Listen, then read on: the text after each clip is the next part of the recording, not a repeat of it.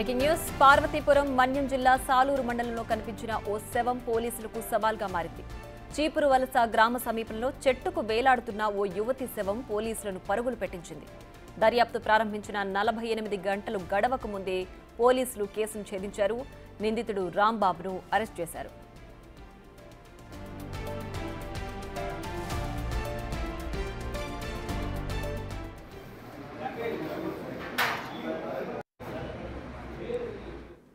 పెరుమల రాంబాబుకు వాటిక ఐశ్వర్యకు గత 6 మాసాల నుంచి ప్రేమ వ్యవహారం నడుస్తోందని పోలీసుల దర్యాప్తులో తేలింది. తనకు పెళ్లైన విషయాన్ని దాచిపెట్టిన రాంబాబు ఐశ్వర్య అనే యువతిని ట్రాప్ చేశాడు. ప్రేమిస్తున్నానని నమ్మబలికాడు. వైజాగ్లో ఉన్న తన రూమ్కి రప్పించుకున్నాడు. కొన్ని రోజులకే రాంబాబుకు పెళ్లైందన్న విషయం తెలుసుకున్న ఐశ్వర్య రాంబాబుతో గొడవకు దిగింది. పక్కనే ఉన్న నైలాన్ తాడుతో ఆమెను హత్య చేశాడు. హత్యను ఆత్మహత్యగా చిత్రీకరించడానికి ప్రయత్నించాడు. పథకం ప్రకారం చీపురు వలసకు అడ్డదారులు చేరుకున్నారు. ఐశ్వర్యను చెట్టుకు వేలాడదీసి ఆత్మహత్యగా చిత్రీకరించాడు.